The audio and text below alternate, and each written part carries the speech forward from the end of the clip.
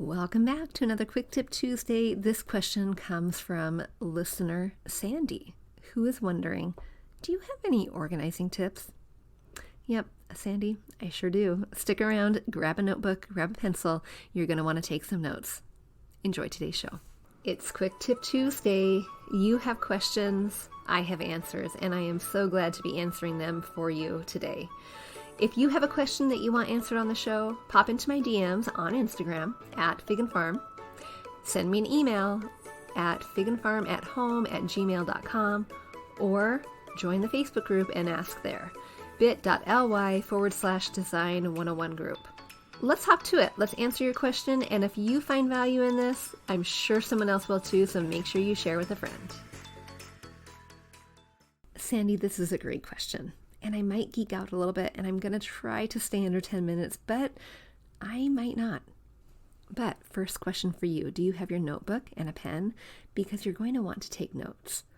So the very first thing we want to think about when we are organizing our stuff is to organize the things that we actually need, use, and get rid of the stuff that we don't need. Are you guys getting tired of me saying this? And you may be wondering, why does she keep repeating this? Because having too much stuff, quite frankly, is an epidemic within our culture. It just is. We live in a consumeristic society, and when we need something, want something, we usually just go out and get it. But here's the thing. We, by our very nature, are not stuff managers. We are not. But we become stuff managers when we create systems around organizing to accommodate the stuff when we don't need to. So when you get rid of the things that you haven't used in a year, haven't used in 6 months, haven't used in over a decade, you create the possibility of organizing better, tidying up better, and you live with less overwhelm. That's why.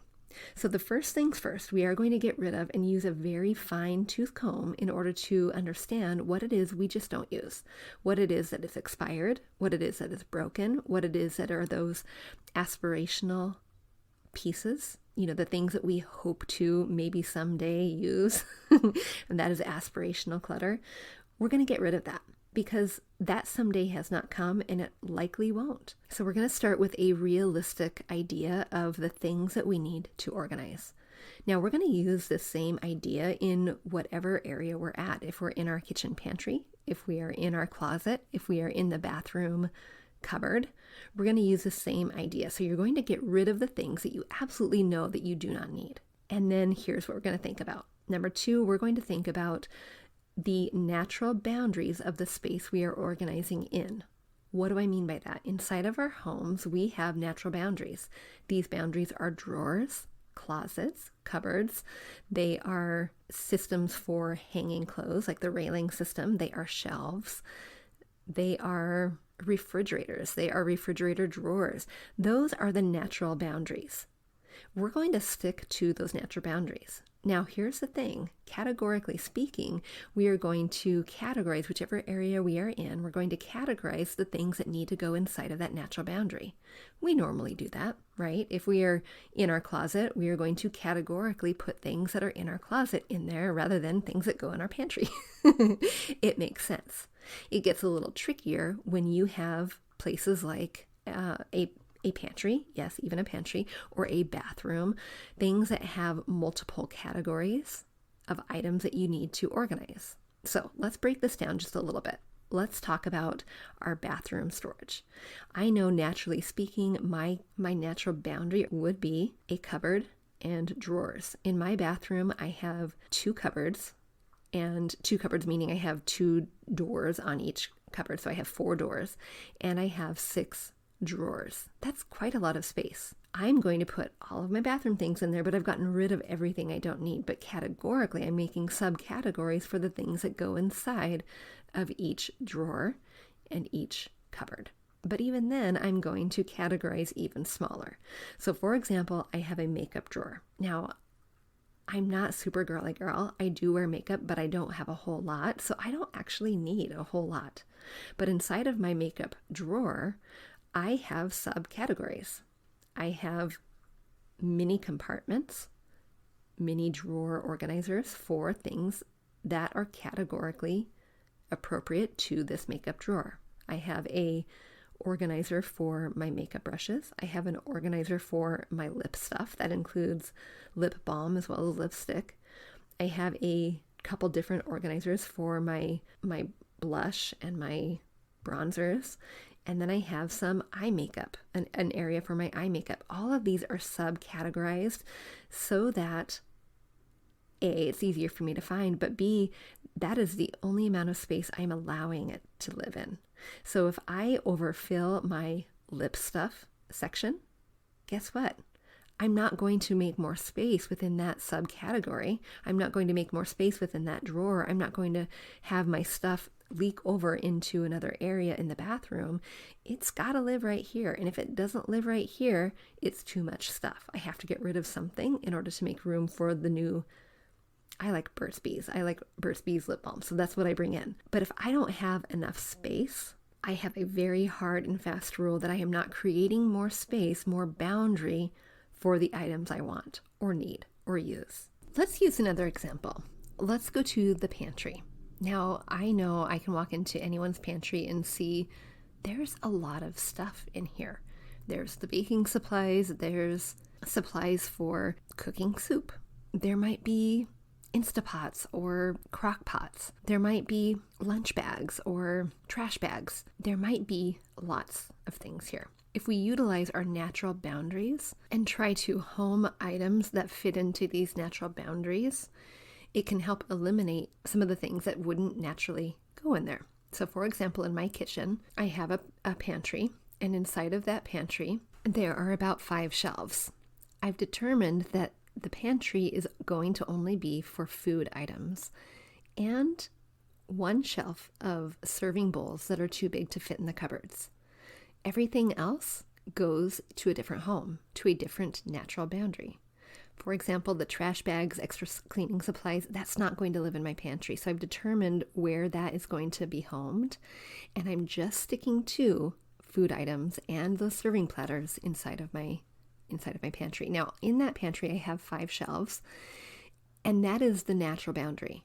If it doesn't fit in there, guess what? I have too much stuff. I'm not going to rehome it. I'm not going to make sure I create more space for it. I am not going to do that. Somehow, the things that I have need to fit in there. In order to organize it, I'm now making subcategories within my pantry. Each shelf is used for a different purpose. I have a snack shelf. I have a cereal shelf. I have a baking shelf. I have a general cooking shelf. I have, did I say a cereal shelf? That is also the shelf for the serving bowls. And then on the very bottom, that is the extra supplies, the extra olive oil, the big bags of rice, that kind of thing. On each shelf, I have more subcategories. So this is where I have those cute little containers. We're going to talk about containers in just a minute, but I have containers. And on that snack shelf, for example, I have subcategories. I have a container that just homes fig bars or just homes applesauce. On my baking shelf, I have a container that just homes the different types of flours, sugars, baking soda, that kind of thing. And the same goes for each shelf. So I've taken my big natural boundary of my pantry and I've broken it down into category and then subcategory. Not only does this help me find the things easier, because if I'm baking something, I'm going to go right to the baking shelf, but it also allows me to know what my natural limitations are, what my boundary is for the amount of stuff I can have in that area. Now let's talk about containers for 1 second, because we can get so excited about going to the container store or finding at Target or Home Goods. Home Goods is a great place to buy containers, but finding these containers that are so cute, and you take out the package and you put them all in another little container and it looks so cute. But if it's not functional, the cuteness doesn't matter. But also, those containers can be expensive. So you don't have to spend a lot to make these subcategory boundaries. You don't have to. You can use things that you have at home. You can use cereal boxes. You can use Kleenex boxes. In fact, on my snack shelf in my pantry, I am using the boxes that the fig bars came in. I just cut off the end, made a little opening wider than it naturally is. And I just when I go to Costco and I get the fig bars, I just take them out of the container and put them into that other fig box that is sitting on my shelf. I know that I can't house 2 boxes of fig bars in here because I don't have enough space. The boundaries keep you honest. The boundaries make it so that you don't create space for more than you actually need. The boundaries help you create a physical barrier and a physical idea for when it's time to edit. I know that if my cooking shelf, my general cooking shelf, is getting a little bit full after the latest trip to Costco, I know that maybe it's time to not go grocery shopping. I don't have to get rid of it, but maybe I can use it better. Maybe I can plan my week's meals around the things that I currently have instead of creating space in order to buy more things. Those physical boundaries are essential for making sure that you are staying on top of clutter. And clutter can happen. We know clutter can happen not just on kitchen counters, not just in closets, not just near the recycle bin. Clutter can happen in things, useful places like pantries. And those boundaries are going to help you stay honest. The other thing I want to mention here is that using risers in order to give yourself some extra height is a great way to organize your space. Now, risers we usually see in the kitchen section, say at Target, but risers don't just belong in the kitchen. I use risers in my bathroom cupboards. I use risers underneath the kitchen sink. I use risers in the pantry. I use risers in my kitchen cabinets. I use risers anywhere that those little legs are going to sit steadily. You can even use them on closet shelves if you have a flat surface for the risers to sit on. Think about how much wasted space there is when you go into, we'll say, a cupboard underneath the sink. And you see that big box and you put everything on the bottom shelf in that big box, in that cupboard. How much space is sitting at the top unused? Using risers, Sandy, is going to help you utilize your space more and the ability to have another subcategory to fit the things that you actually use and need and want. All right, Sandy, I hope that was helpful for you and answered your organizing question. If you have any more, please email me at hello@figandfarmathome.com. And any of you who would like to have your question answered on the show, email me there as well. Or join the Facebook group and ask away. You can join the Facebook group at bit.ly/design101 group. All right, friends, until next time, I'll see you soon. Hey, real quick before you go, if you learned something new or found value in today's podcast, would you head over to iTunes to Fig and Farm at Home and leave a review and subscribe to the show? That would be awesome. And if you'd like to connect with my community of mamas who are learning to be intentional storytellers within their own homes, join us at bit.ly/design101 group. There's always more room at the table. See you soon.